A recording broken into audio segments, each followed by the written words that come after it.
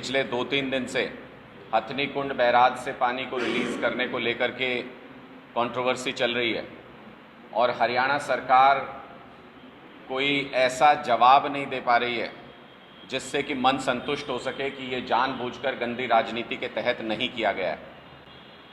कल जिस तरीके से दिल्ली में भी आम आदमी पार्टी की सरकार ने सारे डेटा के साथ, सारे पॉइंट्स के साथ बाकायदा ये लिस्ट जारी की कि 9 से 13 तारीख के बीच हथनी कुंड बैराज से ना ईस्टर्न कैनाल में ना वेस्टर्न कैनाल में एक बूंद पानी भी रिलीज़ नहीं किया गया।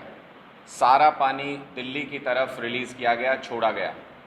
बीजेपी के कई प्रवक्ताओं ने और हरियाणा सरकार की तरफ से भी तकनीकी ज्ञान देने की कोशिश की गई कि 1 लाख क्यूसेक से ज़्यादा पानी होता है तो दोनों नहरों में छोड़ा नहीं जा सकता। लेकिन कल जैसे ही हमने हथनी कुंड बैराज का वीडियो रिलीज़ किया कि वहाँ पर यूपी की तरफ जाने वाली नहर बिल्कुल सूखी पड़ी है और हरियाणा से होकर दिल्ली जाने वाली यमुना में सारे पानी को छोड़ दिया गया है, उसके तुरंत बाद यूपी की तरफ जाने वाली नहर में भी पानी को चला दिया गया। ये अपने आप में जितने तर्क भारतीय जनता पार्टी और हरियाणा की सरकार देती है उन सबको नेस्तो नाबूद कर देता है। अपने आप में ये बात बताती है कि कहीं ना कहीं कोई साजिश की गई थी और जो प्राकृतिक आपदा है उसमें कृत्रिम तिड़का लगा करके भारतीय जनता पार्टी दिल्ली से आम आदमी पार्टी की सरकार से अपनी दुश्मनी निकालना चाहती थी। लेकिन उसके चक्कर में हरियाणा के मुख्यमंत्री ने, हरियाणा की सरकार ने हरियाणा के ही हज़ारों लाखों लोगों को बाढ़ की आपदा में धकेल दिया। इस साजिश से पहले जो लग रहा था कि ये दिल्ली के खिलाफ की गई साजिश है, उस साजिश से हरियाणा के भी सैकड़ों गांव का नुकसान हुआ है। हरियाणा में 13 जिलों में 982 गांव हैं जो इस वक्त बाढ़ की चपेट में हैं, जहां पर पानी घुसा हुआ है, जो डूबे हुए हैं। ऐसी आपदा आई तो पानी को डिस्ट्रीब्यूट कर दिया जाता था।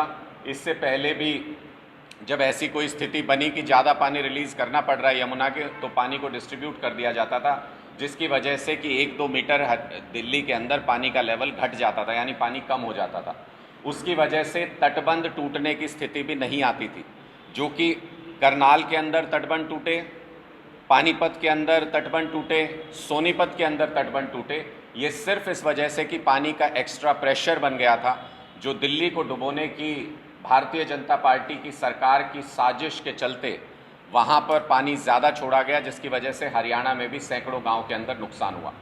मैं इसके साथ साथ एक दूसरा सवाल खड़ा करना चाहता हूँ जो हरियाणा सरकार की तैयारियों को लेकर के है। करनाल में 3 जगह ऐसी हैं जहाँ पे तटबंध टूटा। करनाल से पानीपत के बीच में 2 जगह ऐसी हैं जहाँ पे तटबंध टूटा यमुना का। सोनीपत में भी 2 जगह पे तटबंध टूटा यमुना का। आखिर क्यों ऐसी स्थिति आई कि यमुना के तटबंध इतने कमज़ोर थे कि आपात स्थिति को झेल नहीं सकते थे? उत्तर प्रदेश की तरफ तो कोई तटबंध नहीं टूटा। क्यों नहीं टूटा? क्योंकि वहाँ पर लंबे समय से सरकारों ने उसको मजबूत करके दुरुस्त करके रखा, जिसकी वजह से यूपी की तरफ कोई तटबंध नहीं टूटा। लेकिन हरियाणा सरकार ने, आप एक बार नज़र डालिएगा, 2023 में जनवरी में बैठक हुई, 1100 करोड़ रुपए अलॉट किए गए कि 1100 करोड़ रुपए खर्च करके बाढ़ ना आए इसके लिए बंदोबस्त किए जाएं। 2022 में 494 करोड़ रुपए बाढ़ आपदा के लिए आवंटित किए गए। 2020 में कुरुक्षेत्र में 13 करोड़ रुपए सिर्फ इसलिए दिए गए कि बाढ़ ना आए ऐसी स्थितियों को बनाया जा सके। अंबाला और बरवाला में 45 करोड़ रुपए इसके लिए खर्च किए गए। करनाल के अंदर 80 करोड़ रुपए का बजट दिया गया ताकि बाढ़ जैसी स्थिति ना बने। अब इसको समझना ज़रूरी है कि ये पैसा किस लिए दिया जाता है। ये पैसा इसलिए दिया जाता है कि जहाँ जहाँ यमुना के तटबंध कमज़ोर हैं, जहाँ से ब्रीच होने की गुंजाइश है, वहाँ उन तटबंधों को पक्का किया जा सके, वहाँ उन तटबंधों को मजबूत किया जा सके। लेकिन हरियाणा की सरकार ने हरियाणा के लोगों की जान को जोखिम में डाला और इस पैसे का कहाँ दुरुपयोग किया, इसके लिए हरियाणा सरकार को स्पष्टीकरण देना चाहिए। साफ साफ ये बताना चाहिए कि ये बाढ़ से बचाने का, बाढ़ बचाव और राहत का जो पैसा है, ये जो आपदा प्रबंधन का पैसा है, ये सारा पैसा कहाँ गया, करोड़ों रुपया, इसके बारे में सरकार को स्पष्टीकरण देना चाहिए। दिल्ली के और एनडीआरएफ के और आर्मी के लोगों ने मशक्कत करके उस जाम गेट में से एक गेट को खोलने में कामयाबी मिली, जिसकी वजह से कुछ और पानी रिलीज हुआ। अगर ये 5 गेट और खुले होते ITO बैराज पर तो भी पानी का लेवल दिल्ली के अंदर और उससे पीछे पड़ने वाले हरियाणा के इलाकों में घट सकता था, कुछ और पानी आगे की तरफ रिलीज हो सकता था। लेकिन सुनियोजित तरीके से इसका मेंटेनेंस मॉनसून से पहले हो जाना चाहिए था। इन गेट का मेंटेनेंस नहीं किया गया, इनको जाम छोड़ दिया गया, जिसकी वजह से दिल्ली में हालात और भी बदतर हुए।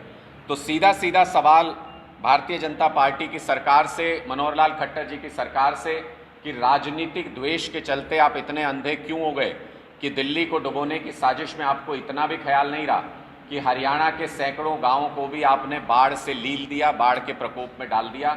और जो तकनीकी तर्क, ये समय राजनीति करने का नहीं है, दोनों ही पार्टियों ने राजनीति नहीं करके लोगों के बारे में सोचना चाहिए। लोगों के बारे में सोचना चाहिए था। हम इस पे राजनीति नहीं करना चाहते, हम सिर्फ भारतीय जनता पार्टी की गंदी राजनीति पर सवाल खड़ा कर रहे हैं। यह आपदा का समय कभी भी राजनीति करने का नहीं होता, लेकिन ऐसे समय में भी भारतीय जनता पार्टी ने आम आदमी पार्टी की दिल्ली सरकार के साथ राजनीतिक द्वेष निकालने की कोशिश की।